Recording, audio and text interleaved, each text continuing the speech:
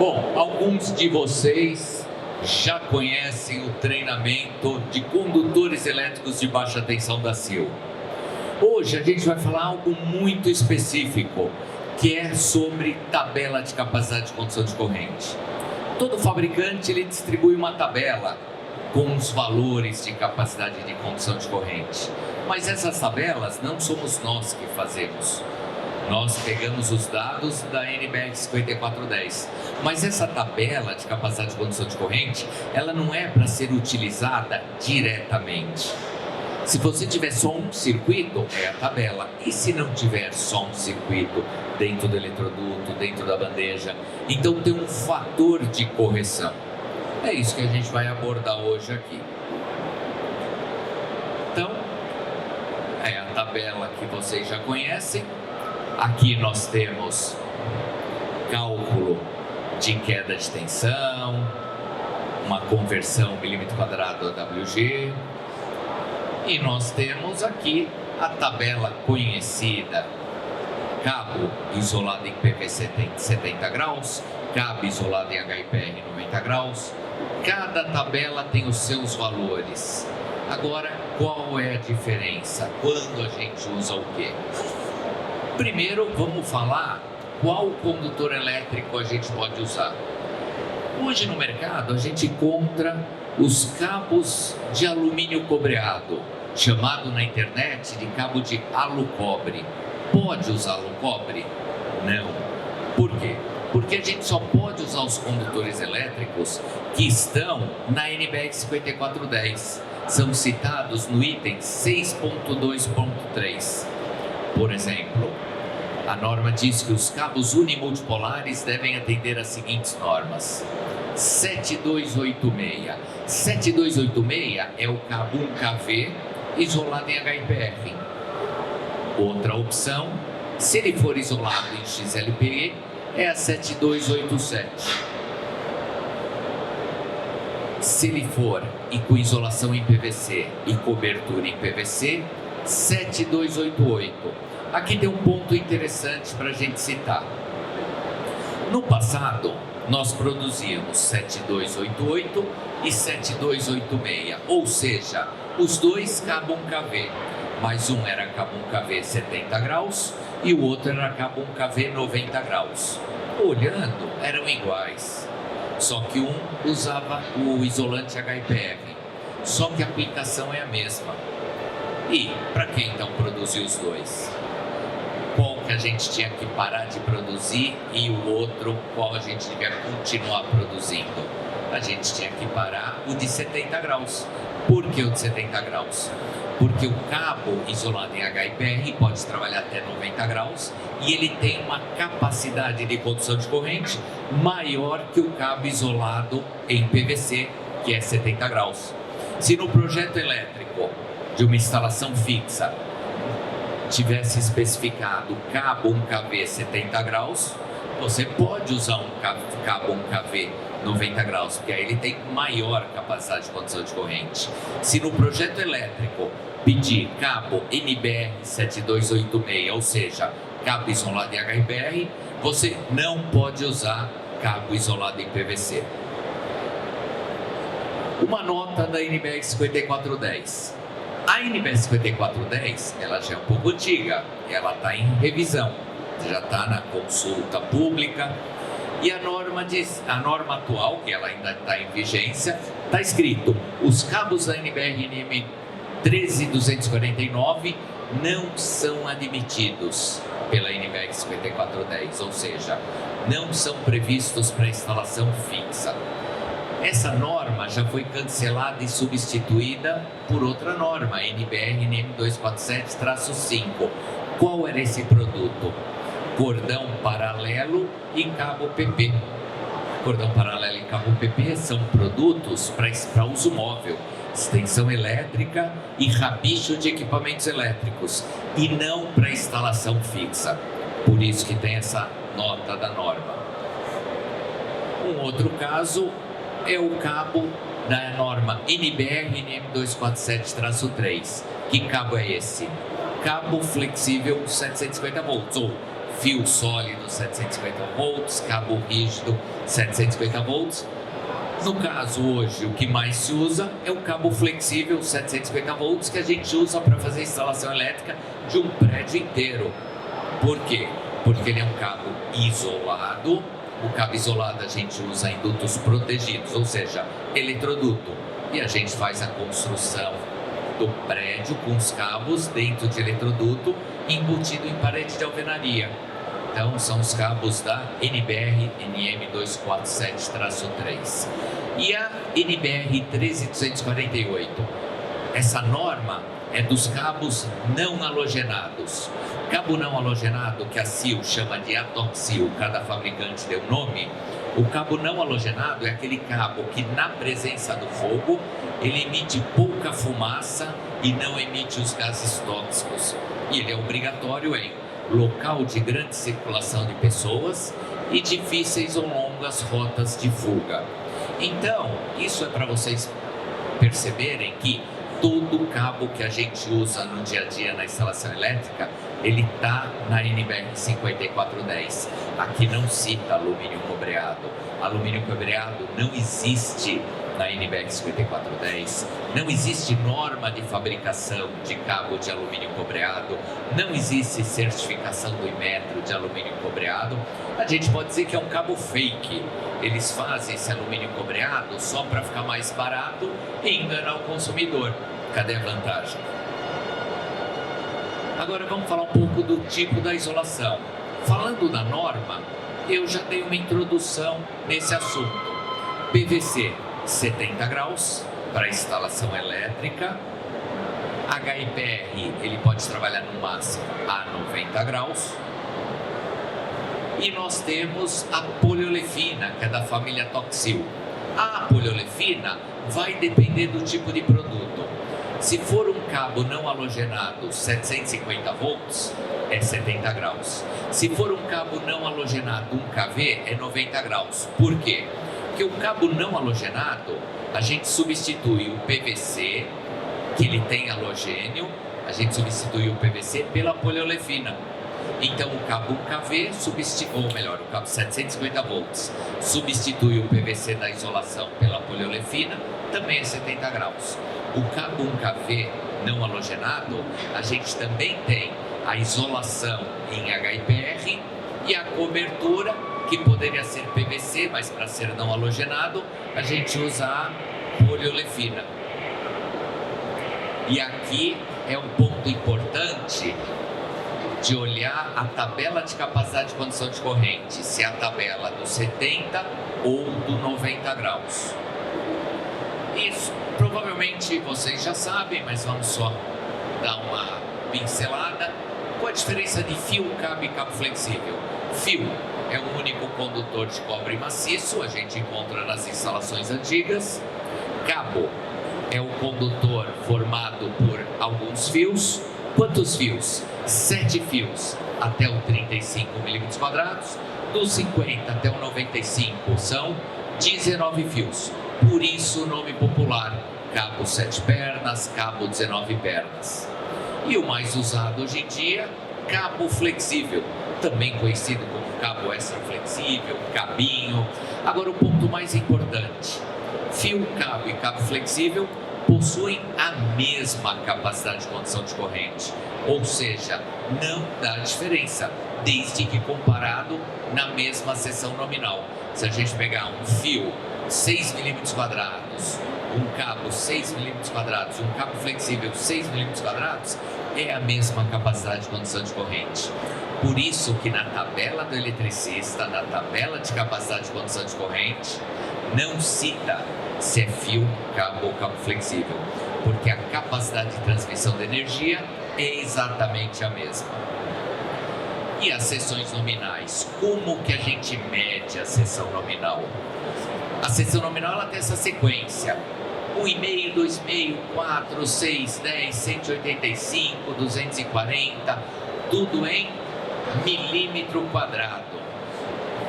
Só que esse milímetro quadrado é seção nominal, não é seção geométrica.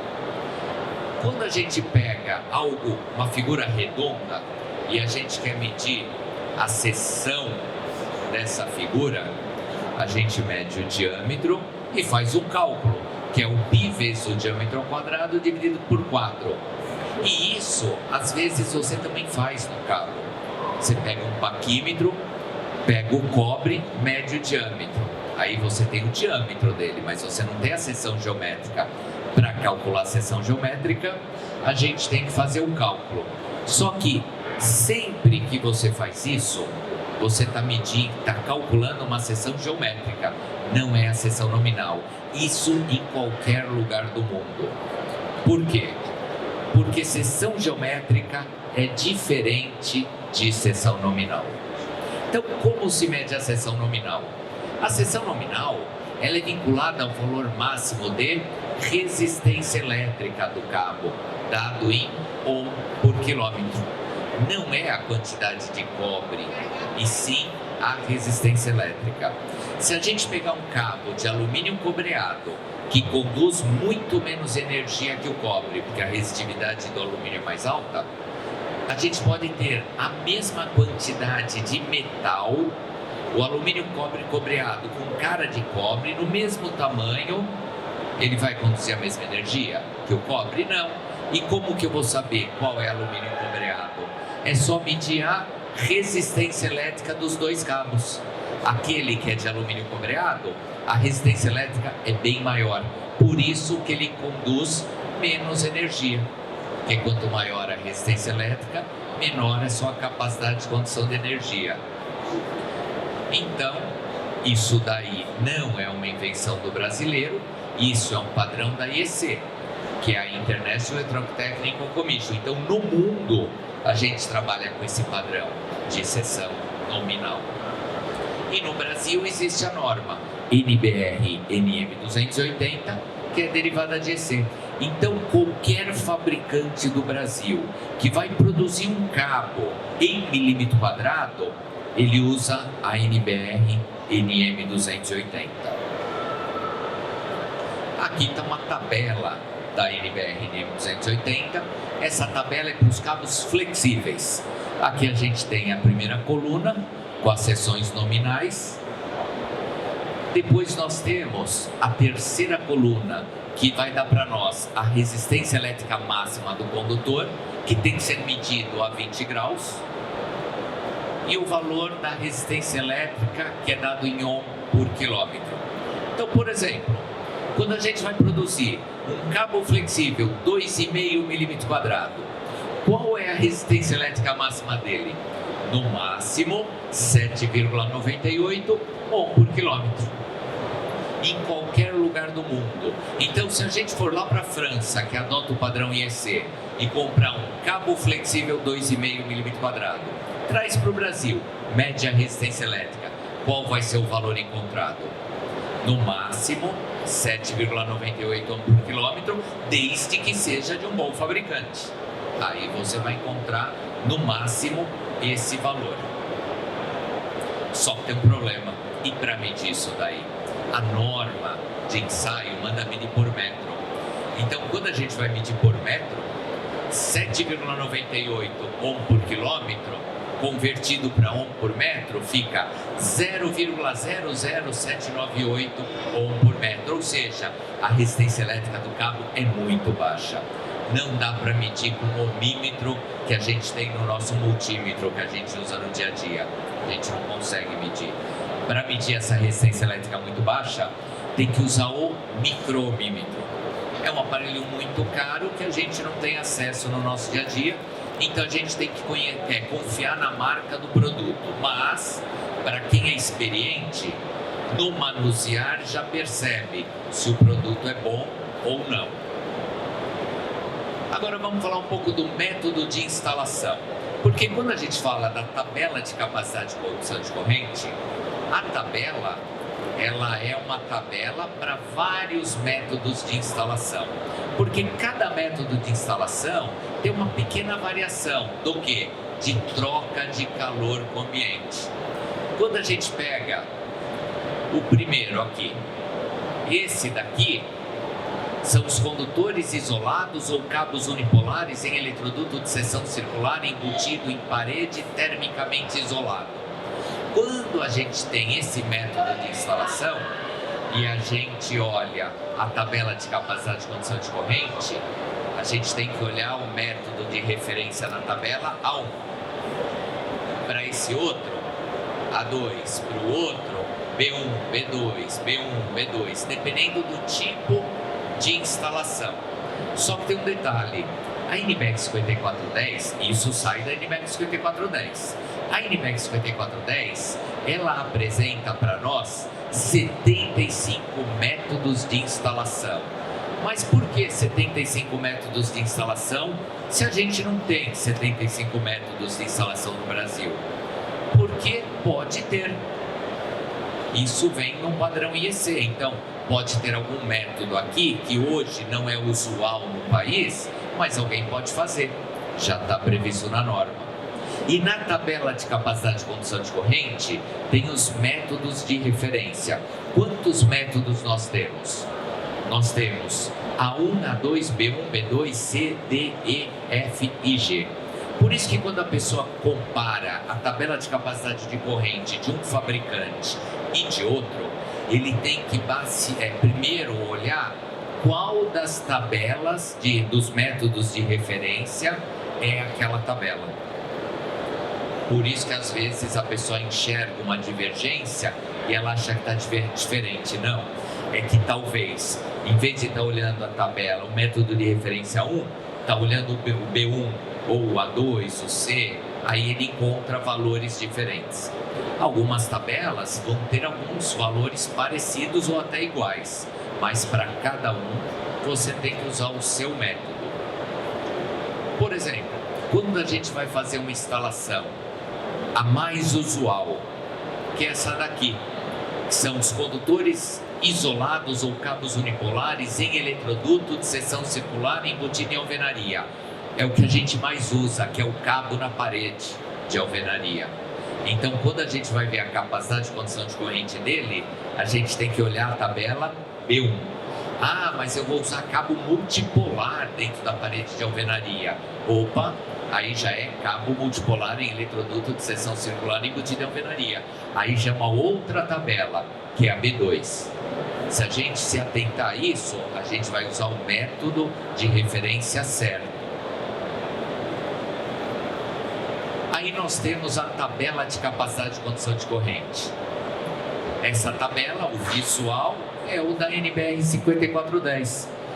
Aqui nós temos a tabela 36. Aqui nós temos os métodos A1, A2, B1, B2, C, D. Aí vai ter uma outra tabela, E, F, G. Quando a gente pega uma tabela dessa, a gente encontra, além do A1, 2 e 3 condutores carregados. O que é isso? É quantos condutores estão energizados.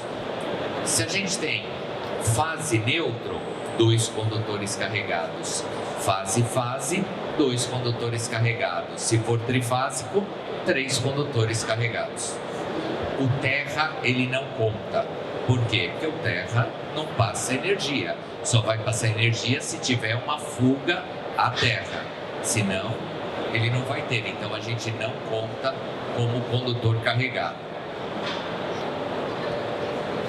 A tabela de seção nominal, ela começa no meio milímetro quadrado e ela vai até o 1000 milímetros quadrados. No dia a dia, é muito raro você usar um cabo tão grosso. Muitas vezes, o que se usa são cabos em paralelo. Então, às vezes, o consumo é muito alto. Aí vai usar, por exemplo, cabos 240 milímetros quadrados em paralelo. Quando que a gente pode usar cabo em paralelo? Só em sistemas trifásicos, acima de uma certa seção nominal. É bem interessante. Só que quando a gente vai usar cabo em paralelo, tem alguns detalhezinhos que estão escritos na NBR 5410 e tem que seguir, senão vai dar problema. Isso eu já vi na prática. Quando você vai usar cabo em paralelo, você tem que levar a mesma, ou melhor, você não pode levar a mesma fase junto.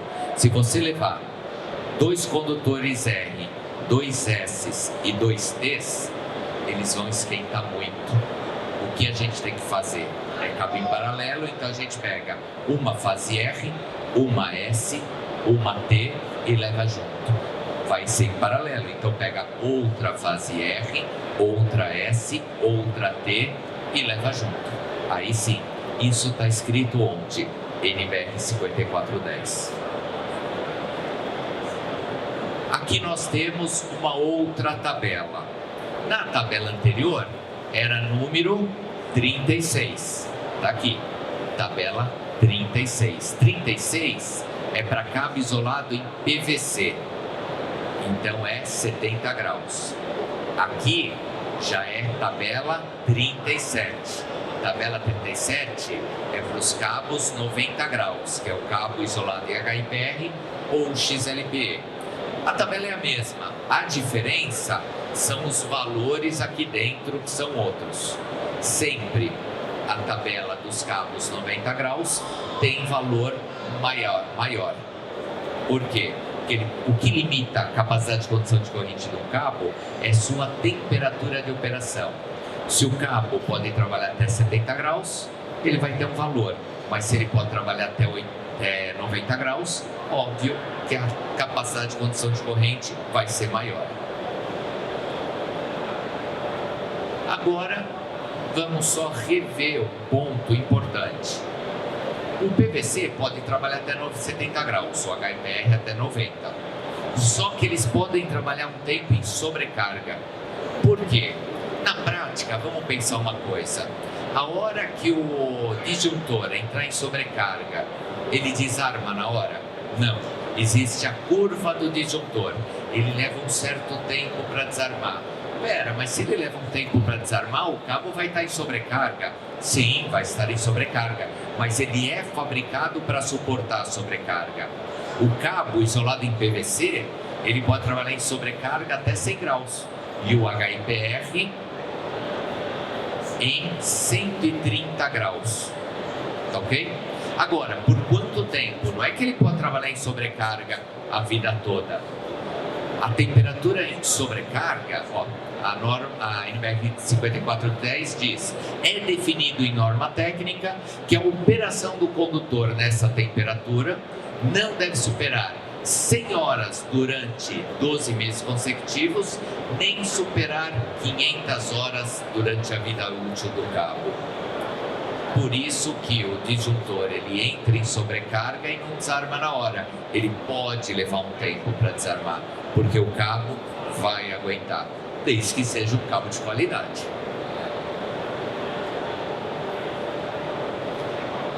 Agora, aquela temperatura de 70 graus, 90 graus, elas são atendidas se elas forem corrigidas por o quê? Primeiro, tabela 40 da NBR 5410, que são os fatores de correção para temperaturas ambientes de 30 graus. Temperaturas ambientes diferentes de 30 graus. Você vai fazer um projeto elétrico aqui em São Paulo, pode considerar 30 graus como temperatura ambiente. Mas se você vai fazer um projeto elétrico lá para uma indústria em Manaus, a temperatura lá é mais elevada. De repente, no projeto, você vai usar 35, 40 graus, até 45, dependendo do local. Se for um galpão, o cabo fica lá em cima e não for climatizado, lá em cima vai estar mais alto que embaixo. Então, você tem que prever a temperatura ambiente. Além disso, fatores de correção aplicáveis a condutores agrupados em feixes e a condutores agrupados no mesmo plano em camada única. Por exemplo, cabos em bandeja, numa camada única, os condutores dentro do eletroduto, embutido em alvenaria. Se você tem um circuito lá, o valor da capacidade de condução de corrente é aquele que a gente viu na tabela. Se tiver 2 circuitos, já tem que corrigir, ou seja, já diminui a capacidade de condução de corrente.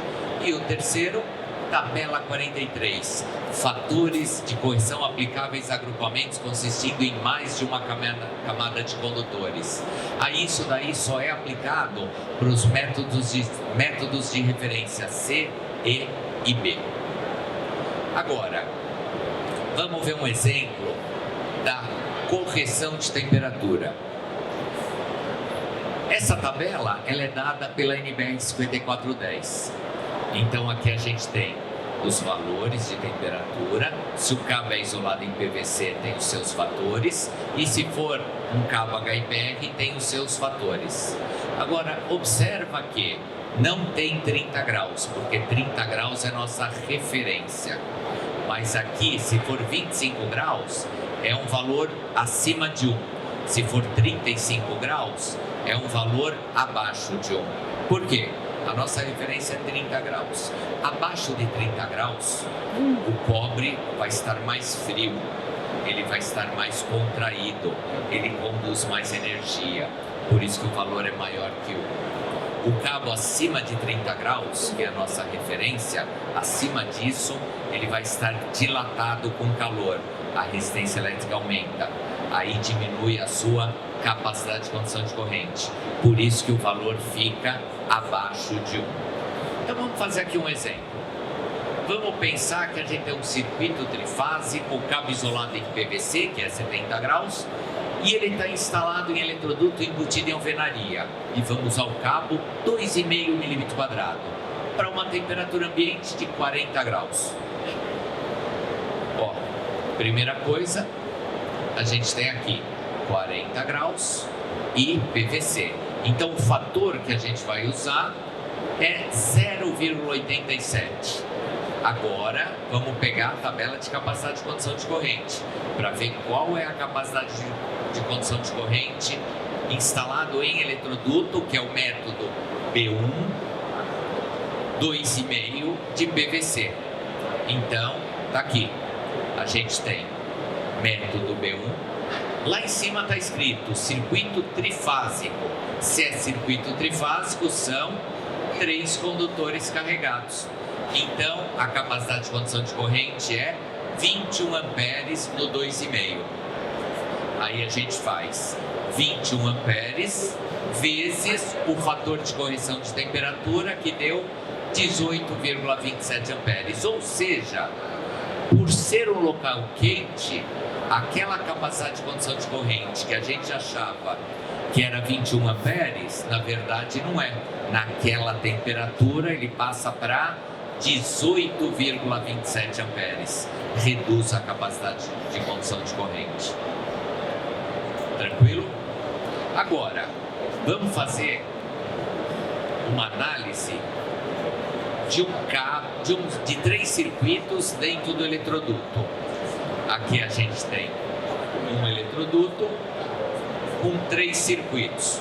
Observa que o terra a gente nem conta, a gente só conta fase e neutro. Então, aqui a gente tem um circuito, aqui outro, aqui outro. Esse método de instalação é embutido em eletroduto fechado. Essa é a tabela da NBR 5410, a tabela 42. Se é eletroduto em conduto fechado, quantos circuitos a gente tem? 3. Então a gente tem que pegar a tabela de capacidade de condução de corrente, o valor para cada seção nominal de cabo que está aí, e multiplicar por 0,7. E se a gente está numa bandeja? Uma bandeja com 4 circuitos, 4 cabos multipolares. A gente usa a referência 4, com 4 circuitos, que é fator de 0,77. Ou seja, quanto mais circuitos na mesma bandeja, menor vai ser a capacidade de condução de corrente. Agora, quando a gente pensa em bandeja, esse é um mundo lindo, tudo organizado, uma camada só. O grande problema é quando a gente entra na tabela 46, que são várias camadas. Aí o fator de correção diminui muito. Aqui a gente tem quantidade de camada e aqui quantidade de circuitos ou cabos multipolares por camada. Então, vamos olhar aqui, 0,48, ou seja, menos da metade da capacidade de condução de corrente da tabela de capacidade de condução de corrente. Por quê? Porque aqui a gente tem as camadas com 6 ou mais circuitos por camada. É muito. É aquela bagunça que a gente vê de cabo. Aí você usa um termômetro a laser ou você põe a mão, caramba, os cabos estão esquentando. De repente a pessoa fez toda a análise de capacidade de condução de corrente sem fazer o fator de agrupamento. Então, quando você vai fazer um projeto elétrico, você não pode economizar em bandeja. Você tem que pensar que se você colocar tudo no mesmo lugar, a capacidade de condução de corrente vai diminuir. Então tem que levar isso em consideração. E por último, a queda de tensão. Circuito muito longo, ele gera queda de tensão. Quando a gente pensa num circuito de iluminação residencial, qual é a seção mínima? 1,5 milímetro quadrado. Numa casa normal. Tomada de uso geral, 2,5. E a iluminação aqui? Não sei. Provavelmente, no projeto de iluminação aqui, o que mais impacta não é a capacidade de condução de corrente do cabo, é a queda de tensão. A NBR 5410, ela define que a queda de tensão não deve ser superior a 7%, calculada a partir dos terminais do transformador média tensão, baixa tensão, ou 5% calculado a partir do ponto de entrega. Aí, quando a gente vai fazer o cálculo, tem um outro ponto importante. No máximo, 4% nos circuitos terminais. O que é o circuito terminal? Circuito terminal é o circuito que sai do teu quadro de distribuição até o ponto de uso. No máximo, 4%. Aí, geralmente, os fabricantes fornecem tabelas de capacidade de condução de corrente. Ou melhor, tabelas de queda de tensão, para facilitar o cálculo. Nós oferecemos também, na tabela do eletricista, essa tabela. Quando a gente vai usar a tabela, primeiro, a gente tem que observar qual é a seção nominal que a gente pretende usar. Não é que a gente faz o cálculo para definir qual é a seção que eu preciso. Não, eu parto do princípio que eu vou usar uma certa seção nominal para depois fazer o cálculo. Então eu escolho a seção nominal e aí eu tenho que primeiro, o meu conduto é não magnético ou conduto magnético, ou seja, meu eletroduto é de plástico, que é não magnético, meu eletroduto é metálico, que é magnético. Então a gente tem que fazer essa análise. Se for não magnético, tem uma variaçãozinha também, se for um circuito monofásico ou um circuito trifásico. Aí a gente vai ter que fazer o cálculo. Na tabela do eletricista a gente fornece esse cálculo. Então o cálculo da queda de tensão é queda de tensão tabelada, é o valor que a gente vai pegar aqui, vezes a corrente do circuito, vezes o comprimento, mas tem 100 km. Se a gente tem 100 metros de distância, a gente tem que pôr no cálculo em quilômetro. Então, 100 metros convertido para quilômetro dá 0,1 km. Então, tem que pôr 0,1. Aí depois, o resultado desse cálculo, a gente vai usar para fazer o cálculo de queda de tensão em porcentagem. Então, queda de tensão em volt, que é o valor que a gente acabou de calcular, a gente divide pela tensão do circuito e multiplica por 100. Esse valor não pode ser superior a 4%. E se for superior a 4%, o que a gente tem que fazer? No mínimo, fazer o cálculo para a próxima seção nominal, para ver se na próxima seção nominal, ou seja, uma seção nominal maior, se o valor vai dar igual ou abaixo de 4%. Tem alguns detalhes que a gente pode analisar para reduzir a queda de tensão. Por exemplo, se você tem a opção de trabalhar com 127 volts ou 220 volts, num circuito mais longo, trabalha com 220, porque quanto maior a tua tensão, menor vai ser a queda. Por isso que não dá certo, quando você vai ligar câmeras de CFTV, você deixar a fonte aqui e levar um cabo a 50 metros, levar 5 volts, 12 volts para 50 metros. Porque 5 volts é muito pequeno, é muito baixo. A queda de tensão vai ser significativa. Então você vai levar o 127 ou 220 volts, aí você vai alimentar a câmera, a fonte lá para alimentar a câmera. Por isso que a distribuidora de energia elétrica, ela chega até nossa rua em média tensão. Geralmente aqui em São Paulo, 13.800 volts. Aí próximo às unidades consumidoras, vai ter um transformador que vai transformar para baixa tensão e distribuir nos pontos mais próximos. Porque se distribuir num ponto muito distante, a queda de tensão vai ser significativa. E muitas vezes, o último ponto a receber energia daquele transformador pode estar com a tensão baixa, por causa da queda de tensão.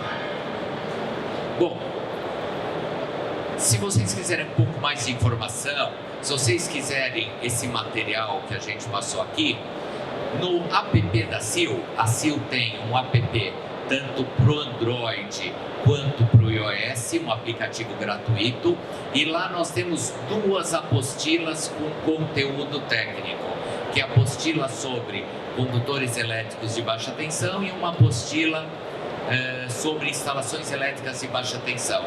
Essas tabelas de fatores de correção a gente encontra na segunda apostila. Aí dá para vocês consultarem. Lá nós também temos alguns vídeos falando sobre queda de tensão. É um conteúdo interessante que dá para você baixar e ter no teu celular. Quero agradecer a atenção de vocês. Se alguém tiver alguma dúvida, eu estou à disposição. Tranquilo? Pessoal, obrigado. E bom evento para vocês. Bom passeio pela feira.